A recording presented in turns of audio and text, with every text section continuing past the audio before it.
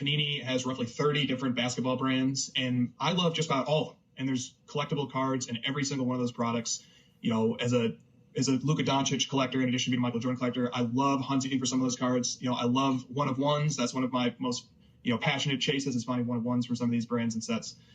But when it comes to the proliferation of cards right now, the question that I always come back to is, well, how many collectors are there of these brands? How many people are buying these cards with the intention of keeping them? I guess what my question boils down to is, how many collectors are there? I'm pretty confident Panini knows the demographics of how many people are buying their products. They need that information to make forecasts for how much to print. But what do you think? How many collectors are out there in the world who are consuming sports cards? Well, I don't know the answer exactly, obviously, but I do think that the slightly different question is how much of the production run is being put away as opposed to opened and collected and used. I mean, if more than 10% of the production is being set aside for speculation, then I don't know that 10% is the absolute number, but if it's less than 10%, I'd be less worried about it. Back in the day, you go back to the junk wax era, it was a lot more than 10%. And the price points were a lot lower, and there were warehouses full of stuff, and I've seen some of it. So now the price points are up there, that there are not many, I don't know that, I don't think there are people buying on credit. I mean, I think these are people that are buying it as an investment. Again, if it's less than 10%, I'm fine with that. If Panini thought it was 50% or a big number, that would not bode well. But I don't think that is. In fact, what's good, Chris, and I'll use Luka as an example, is that the healthy aspect is that anything Luka now sells. And if you go back 5 years ago, base cards were not held in, they not only were not held in esteem, they were not held in your hand. They were left on the counter. And so any Luka card now has value and has potential to be graded, that they're going to take care of it. And it's one of the reasons why these grading companies, my old one included, is so backlogged. So yeah, so you can't. So that's healthy. So if the product is being opened and every card finds a home, that bodes well for the future.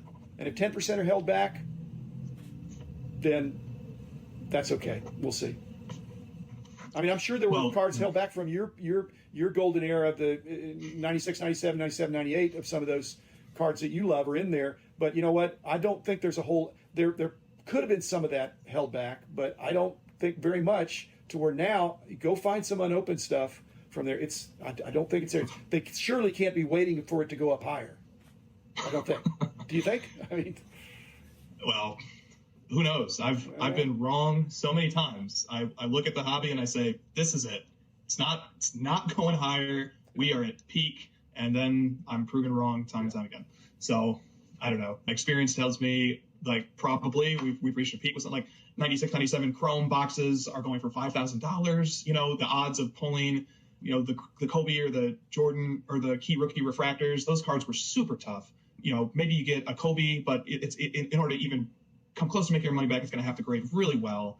And the centering was an issue. Surface discoloration was an issue. So, like, clearly, as a value proposition, these boxes at the prices that they're at are not meant to be opened, which makes it tough. But eventually they have to be opened. And basically, it's the episode I did on gambling. Are you a gambler? Mm-hmm. Basically, I'm kind of redefining gambling in a sense, not the toxic form of a compulsive gambler, but it's gambling if you're participating in a 50-50 or something that's close to 50-50. Then you might win, you might lose. I want to get a much higher expected value on what I'm doing. And so, I've read, again, this is probably not something that most people want to read, but if you even read the summary of the Black Swan book by Nicholas Nassim Taleb, I don't know if you've read that, but it's all about, kind of giving away free secrets, but basically it's about recognizing asymmetric reward patterns, that you can bet a little bit and you might lose a little bit, but in the off chance that you win this huge amount, so that the expectation is that you will, the most common outcome is that you will lose. You will probably lose, but if you win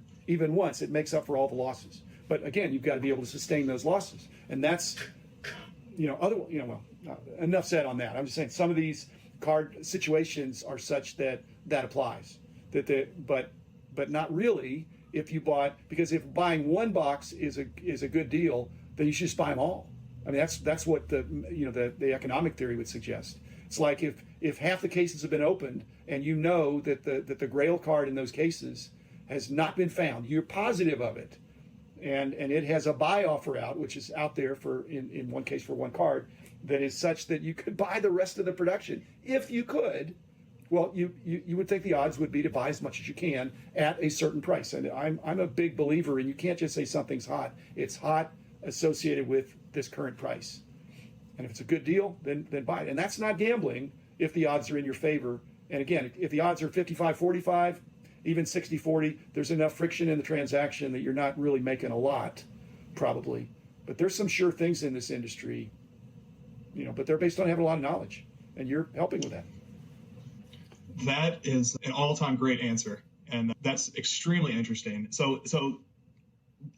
Just one last thing on this topic, and then we need to move on. But so Panini just released their first off the line boxes of National Treasures, 2019-20 National Treasures basketball, maybe the most anticipated product of the whole year. They did a Dutch auction. They started it at $30,000 and they ran it down to $7,500, and it appears that the item sold out at $7,500 at the basement price. We're not exactly sure when it sold out, but the website displayed that it sold out at that price.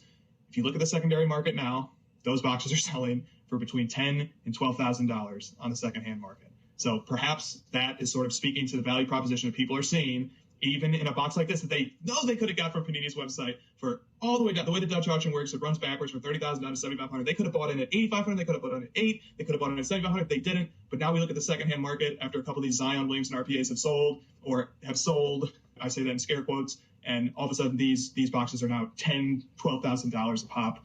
Well, the whole thing, it's not that here I'm talking about not being a gambler, but I hope I'm not talking about this other side of my mouth, but sometimes you got to be bold, and if you're not bold and you're risk averse and you want to see what the floor is, then you pay a premium for that. But, that's just different personality types.